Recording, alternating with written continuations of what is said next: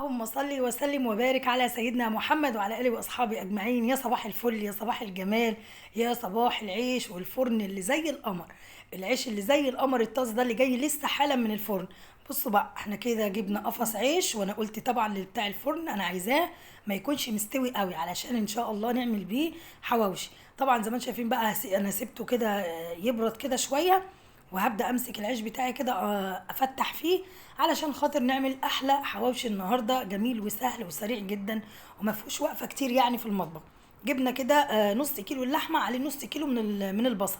هناخد البصل بتاعنا كده وننضفه، وبعد كده نضربه في الكبه. انا عايزاه ضرب خشن، مش عايزاه ينعم قوي ومش عايزاه ينزل ميته. تمام. وبعد كده بقى هنجيب الفلفل كده الحامي بتاعنا، على فلفل كده رومي.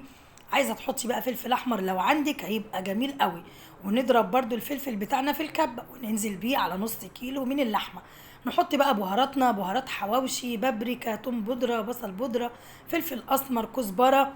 بصي بقى، عايزاكي تبهري بقى الحواوشي بقى البهارات القمر دي. تمام. وما تنسيش كده معلقه من 7 بهارات. هنجيب بقى دي خلطه الكفته اللي بنزودها كده بحوالي يعني عايزه اقولك ما تكتريش الميه فيها قوي، يعني حوالي كده ربع كوبايه من الميه، ودوبي فيهم بهارات الكفته. هتزود الكميه وهتدي الحواوشي طعم حلو قوي. حطينا بقى كميه الملح المناسبه للحمه اللي معايا، وكمان في معايا لحمه في البوله دي هتبقى حلوه قوي، هضيفها برده معاهم. طبعا البهارات دي انا قلتها معاكم، اللي هي البابريكا وثوم بودره وبصل بودره، واي بقى بهارات تانية بتحبيها، و7 بهارات بقى والبهارات الحواوشي، والخلطه الجميله اللي احنا عملناها. جبت بقى اللحمه بتاعتي، نقلتها في بوله اوسع او طبق اوسع عشان اعرف اعجنها براحتي.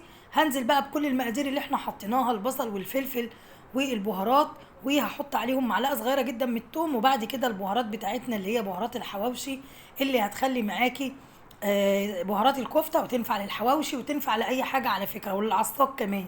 بتزود الكميه وتديها طعم حلو قوي. هنمسك بقى نسمي بالله كده ونصلي على الرسول صلى الله عليه وسلم، ونمسك الكفته بتاعتنا ندعكها كويس جدا لحد ما تلاقي كده الانسجه بدات تبان معاكي. طبعا كل سنه وانتم طيبين، بمناسبه النهارده الخميس اول يوم من السنه الهجريه. كل سنه وانتم طيبين يا رب، ويعود عليكم الايام بالخير والصحه والستر ورضا من الرحمن باذن الله. خلاص دعكنا الكفته بتاعتنا زي الفل زي الفل. هنيجي كده نمسح على ايدينا مسحه من الزيت، وننعم الكفته بتاعتنا. بصوا بقى، انا كنت مستعجله بصراحه. تمام. فالكفته دي او عجينه الحواوشي عايزه تريحيها في التلاجة، ريحيها، لكن انا ما ريحتهاش فاشتغلت فيها على طول. هاخد كده كوره من اللحمه، اكورها على ايديا، وبعد كده اخد العيش اللي انا فتحته واسمي الله كده، وابدا املى الرغيف بتاعي من اللحمه، بحيث كل جنب كده في الرغيف حطي فيه لحمه، وبرده ما تخليش الطبقه سميكه عشان تستوي معاكي. خلاص. وبتضغطي كده من جوه الرغيف لبره، بحيث ان اللحمه تبقى في كل حته في رغيف الحواوشي. والله عايزه اقول لك طعمه الله اكبر عليه، تحفه، جميل مقرمش ومدي كده طعم حلو قوي. يعني بصي، ولا احلى من الجاهز. يعني عايزه اقول لك الجاهز كمان بيبقى يعني دايما بيبقى فيه كده ملح زياده، شطه زياده، بهارات مش مظبوطه. لكن اللي انت عاملاه بقى مقادير اللهم بارك عليه. جبت بقى رغيف كده قسمته اتنين. ابني قال لي يا ماما اعملي لي كده رغيف رول، يعني ايه؟ ان انا الفه زي ما انتم شايفين كده، واحط فيه كده جبنه موتزاريلا، يعني ادلعهم من الاخر، سيف بقى وبتاع وحركات. جبنه بقى عملناه كده لفيه كده اسمه ملفوف بقى. انا هنا طبعا هحط حبه جبنه موتزاريلا. ابني عمال يقول لي يا ماما توصي بالجبنه، انا خايفه بقى ايه تسيح مني بقى في الطاسه وتبهدل الدنيا، فمش عايزه اكتر منها يعني. فهمسك كده بقى معلقه معلقه كده والحس كده الرغيف، يعني ما تملوش قوي برضو عشان تستوي معاكي، لان احنا قاسمين الرغيف اتنين، فالطبقه خفيفه. عايزه تعمليه بعيش شامي هيبقى طعمه حلو قوي. تمام. لكن بقى العيش البلدي لا يعلى عليه بقى، وهو اللي كان النهارده متوفر معانا وجاي على اساس بقى ان احنا بقى خلاص قفص عيش بقى وهنعمل حواوشي. والحمد لله كده عملنا كمان رغيف كمان، وزودنا كده فيه جبنه موتزاريلا. اعملي بقى الاشكال اللي انت عايزه تقسمي كمان الرغيف اتنين، مفيش اي مشاكل. تعالوا بقى نعمل حاجه حلوه كده ترطب علينا في الحر ده، غير البطيخ. البطيخ جاي في السكه. هنجيب هنا حوالي كيلو ربع من اللبن، حطينا كوبايه من السكر، حطينا 4 معالق من الدقيق، حطينا نص كوبايه من الكاكاو الخام، كيس من الفانيليا. تمام. وبعد كده هنقلبهم الاول على البارد. تمام. لبن وسكر ودقيق وكاكاو وكيس من الفانيليا ولبن اساسي، وهندوب الكلام ده الاول كده على البارد. قبل ما نرفعه على النار. تمام. المهم تحسي ان انت دوبتي الكاكاو مع الدقيق مع كل حاجه الاول على البارد، عشان لو حطيتيه من الاول على النار هيكلكع معاكي. ونستمر في التقليب لحد ما تلاقيه تقل معاكي. عايزه اقول لك حاجه حلوه جميله جدا وخفيفه. هنجيب بقى اي صينيه عندك بايركس المونيا، هنحط كده نملى كده القاع بتاعها جوز الهند. لو عندك بقى اي حاجه كده من رمضان بقى عندك في الفريزر، ما عندكيش هاتي اشتري كده حبه جوز الهند ب 10 15 جنيه وحطيهم كده في قاع الصينيه، هيبقوا زي الفل. ورصهم بالمنظر ده كده. خلاص القوام معايا بصوا تقيل وبقى زي القمر كده. خلاص هنعمل حاجه حلوه كده. عايزه اقول لك لما بتسقع الله على الجمال بقى، الله. ويا سلام بقى لو حطيتيها في الفريزر شويه. وهنيجي كده بقى نحط كده الخليط القمر ده بعد ما تقل على النار، هننزل بيه بقى في الصينيه اللي احنا ايه حطيناها كده، غلفنا مقاع الصينيه من جوز الهند. وهنسيبها بقى تبرد. خلاص انا طبعا بنضف الحله كويس او البوله اللي عملت فيها. وبعد كده اسيبها تبرد خالص، ما تحطيش عليها الكريم شانتيه الا ما تحسي انها بردت خالص عشان ما يسيحش معاكي. هنجيب بقى معايا هنا كوبايه من الكريم شانتيه، عليهم كوبايه من اللبن المتلج او ميه متلجه، وثلاث معالق سكر لو معاكي الكريم شانتيه خام. لكن الكريم شانتيه لو محلى مش محتاج ان انت تحطي له سكر. حلو الكلام. حلو الكلام. هنضرب بقى الكلام ده على اعلى سرعه في المضرب لحد ما يديكي بقى ايه منقار البطه ده ولا منقار ايه ده. بس كده كده معايا زي الفل. هحطه بقى في التلاجة لحد بقى من نيجي كده بقى نسوي الحواوشي القمر بتاعنا. هنحط كده قطعتين 3 من الدهنه في قاع الصينيه، وندهنها كده دهنه من الزيت. ونحط بقى الملفوف، العيش الملفوف اللي احنا لفيناه، او العيش احنا قسمناه 2 وعملنا منه الحواوشي.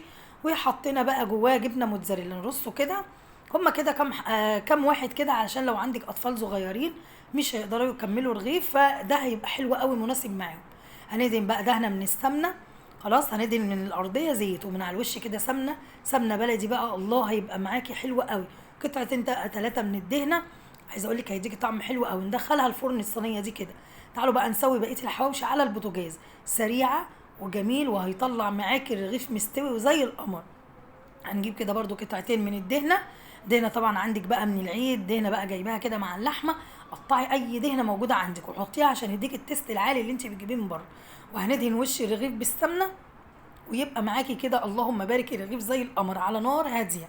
تمام. مش عايزينها نار عاليه عشان ما يديكيش لون، واللحمه من جوه تبقى نيه. طبعا مجرد الجبنه بقى الموتزاريلا كده ما تسيح جوه، عايزه اقول لك الموضوع بقى خرافي. هيبقى معاكي كده اللحمه من جوه طريه كده وجميله، وما تنشفش منك، وتحسي وانت بتاكليها كده انها شاده وناشفه معاكي. لا، حبه الجبنه الموتزاريلا مع حبه الدهنه اللي احنا بشرناهم في اول الفيديو هيدوني بقى طراوه كده للحمه، وحاجه كده جميله في الرغيف من جوه كده. حس ان الرغيف من جوه طري كده بينزل معاكي، ومن بره مقرمش كده ومدي اللون القمر ده. اكيد انتوا شفتوا ده اول رغيف كده طلعناه. تمام. وبتفضلي بقى تقلبي الرغيف على الوش ده والوش ده علشان اللحمه تستوي من كل الجهات. يعني معاكي اللحمه على الوش ده تستوي، والوش ده نقلب كل شويه من وقت للتاني، نقلب الرغيف على الوش ده شويه والظهر شويه علشان يديكي لون حلو، واللحمه كمان تبقى مستويه من جوه. من كل بقى ما نحطي رغيف، كل ما تطلعي رغيف وتحطي غيره تديني كده دهنه من السمنه على الوش، عشان كده الوش يبقى طري معاكي ويديكي القرمشه القمر الجميله اللي انت هتشوفيها معايا في اخر الفيديو. هنبدا بقى نطلع كام رغيف كده.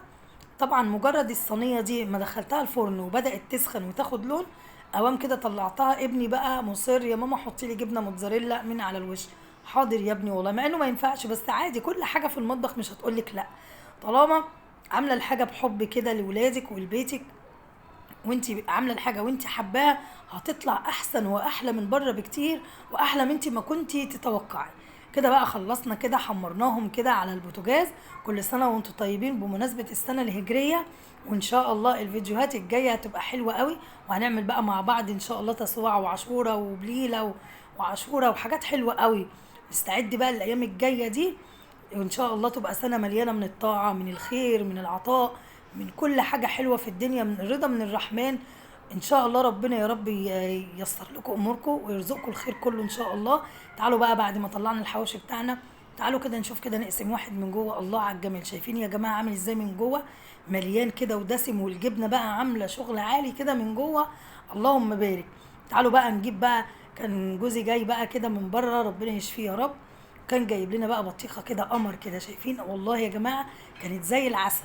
جينا طبعا ولادي ما سابوهاش بقى، خدوا نص بره بيحتفلوا عليه، وانا خدت النص ده بقى، قلت والله اللي انا مقطعاها كده قدامكم. وان شاء الله يا رب النهارده يكون الفيديو عجبكم، واتفضلوا اتغدوا معانا، ويا رب ان شاء الله يكون الفيديو عجبكم. مفيش احلى من البطيخ بصراحه. عايزه اقول لك بطيخه قمر مرمله ومسكره، عايزه اقول لك ريحتها كده كانت قلب الدنيا. هاخد حته كده دوها، الله الله بقى، مع حته جبنه بقى ورغيفين عيش بقى من اللي احنا جايبينهم دول من الفرن، الموضوع في حته تانية. هنيجي بقى خلاص اخر حاجه، انا سبت الحاجه الحلوه دي اخر حاجه علشان تكون جمدت معايا، يعني كل لما تجمد معاكي كل لما هتكون احسن. هنحط بقى على الوش كده الكريم شانتيه بتاعنا اللي احنا سيبناه كده في التلاجة شويه، على ما الصينيه بتاعتنا تهدى وتبرد هنسويه بالمنظر ده كده على الوش، وتحاولي تساوي على قد ما تقدري. بصي الحته اللي جايه دي، عايزه تحطي مكسرات ماشي، مش عايزه براحتك. انا بصراحه ولادي قالوا لي لا مش عايزين عليها اي حاجه، عايزين ياكلوها كده زي ما بيجيبوها كده من المحلات بره.